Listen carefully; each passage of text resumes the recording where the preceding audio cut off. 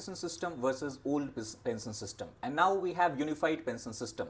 So why response is so slow about unified pension system, which provides opportunity to the central government employee to make once in a career decision as such? In this video, we are trying to break down what is unified pension system and how exactly is it different from the earlier NPS and the OPS as such. So first of all, if you try to understand the recent decision that has been taken by the government is that the government employees have been given an option to opt for the unified pension system till September 30, just few days we can say from now. So in this context, the government of India has stated by the rule that it has published called as Central Civil Services Implementation of the Unified Pension System Scheme under National Pension System Rules 2025. This particular rule is largely to regulate the service matters for the central government employees such who are opting for the unified pension system.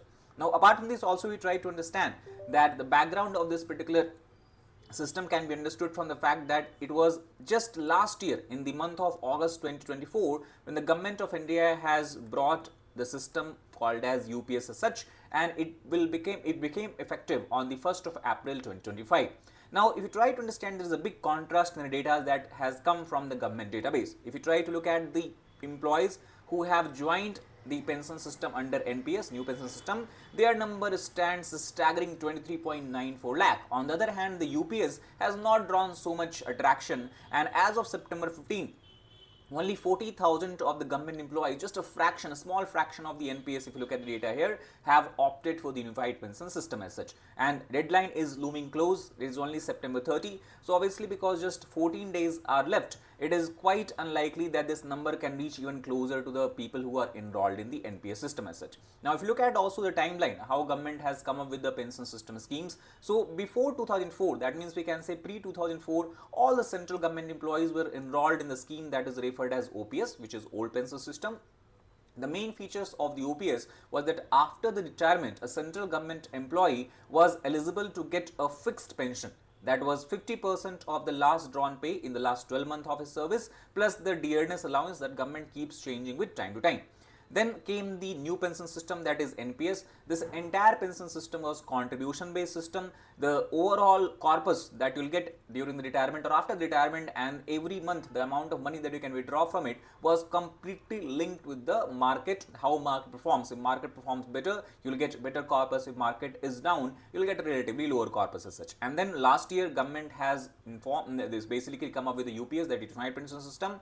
It is also optional in nature, and also it operates on a hybrid model. So let us try to decipher this more clearly. If we talk about the key features of UPS, first of all we have to understand NPS is mandated. That means every government employee who has joined central government after 2004 has to mandatorily enrolled in NPS system, but UPS on the other hand is optional as such. Now NPS we have discussed, you have market link contribution. In the UPS on the other hand, you will have the assured payout of 50% of average basic pay that an employee has received in the last 12 months. However, for this, the minimum requirement of service should be 25 years. If a person is removed from the service, if the person is not able to complete this term, then he might not be eligible to get the pension as described here.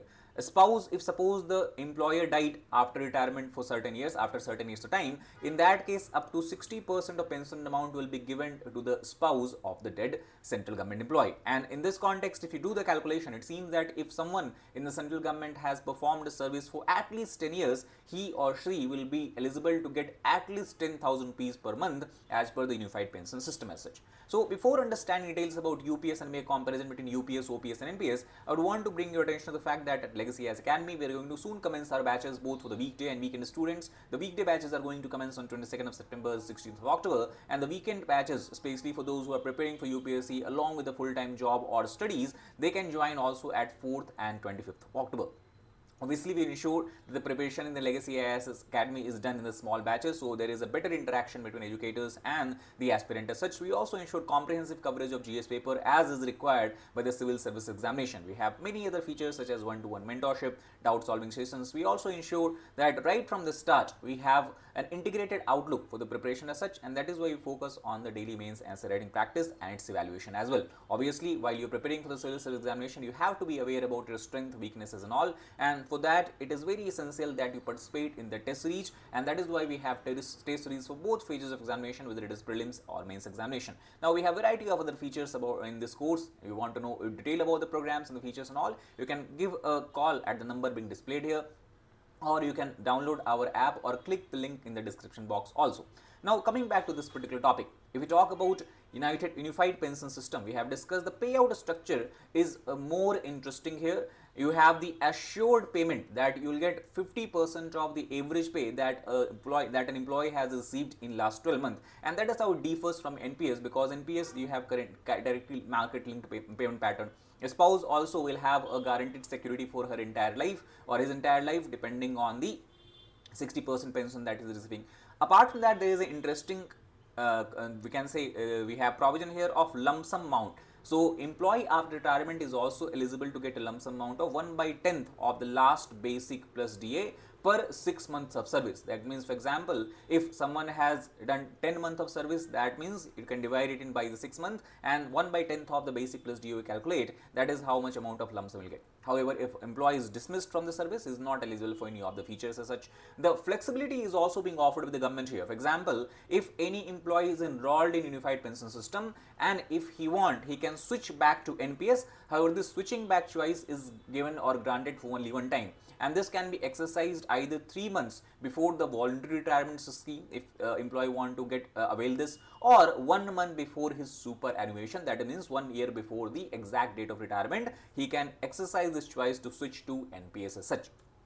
Now let us try to compare the NPS system, where you have the massive enrollment, especially all the central government employees who has joined after 2004. So NPS first of all is mandatory. That means you do not have choice. You have to be basically included in this particular system. Second, it is market linked and corpus based. Simply what it means is that every year or every month, more specifically can say, employer is contributing 14% of the basic pay, and employee also contribute 10% of the basic pay, and this money is put in the national payment system, which is run by several different companies you have. Then you have basically you have the fund going in the equity, you have the fund going in the government security, and you have fund going in the bonds as well. So on this basis, suppose that a person is going to retire in next 20 years. After 20 years, to what extent the corpus has grown, on that basis he will be able to get the benefit of payment or even one-time corpus under NPSs. That means we can say it is completely dependent upon the performance of market. If Indian market, broader market performs well,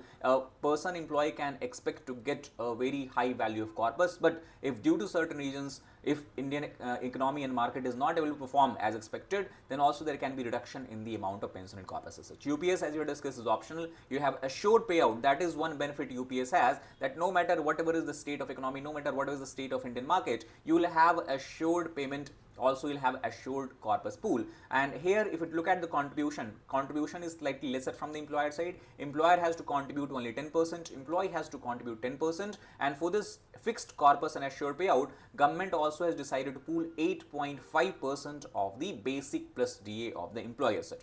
If you try to compare with the OPS, because if you look, most of the central government employees and the unions have demanded return back to the old pension system because they find it more attractive and more safer. Why? Because first of all, there is no employee contribution in the OPS. Now why it is important? Because suppose if someone is drawing a salary of 25,000 per month, so if he has enrolled in the UPS or NPS, that means out of 25,000, 10% or 10% of his salary he will have to mandatorily deposit in the UPS or NPS system. That is why we can say that exact salary or take home salary will be slightly lesser. On the other hand, in OPS, if he is getting 25,000 salary, he will get this entire 25,000. Obviously we are not taking into account taxes and all. So that is the first benefit OPS offers. Second, again, you have a secured package of 50% of the last drawn pay plus dearness allowance, and this entire system was fully funded by government as such. There was no effort put by employer, there is no saving requirement of the employee as such,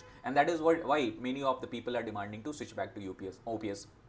UPS on the other hand, obviously you have 50% of average last 12-month basic pay. However, here you have the shared contribution, and that is something what central government employees and unions are not liking. So the question that comes, that why UPS is something that has seen such a low number of uptake, and despite deadlines being extended, earlier deadline was only up to June 30. Now government, because of the low enrollment, has increased, or basically this deadline, extended this deadline to September 30, but still only 40,000 people have enrolled here. The reason is because again most of the employees union are still stuck at the demand, the original demand, and that is to return back to the OPS system, because the perception generally is that UPS is not equivalent to OPS. The benefit being offered by the OPS is much more higher, and it is much more secure, much more better from the employee perspective, and that is why there is very less uptake in the UPS as such. However, at the same time, department is also focused upon outreach program, awareness generation program, to explain the benefits that the employee will receive under the UPS, but also government states that it is lack of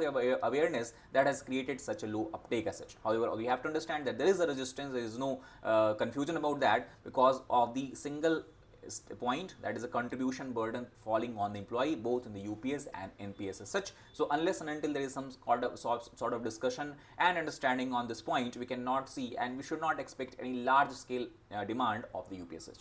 That is all about this particular video. If you like the video, please hit the like button, share with the aspirants, subscribe to the channel for more such content. Thank you very much.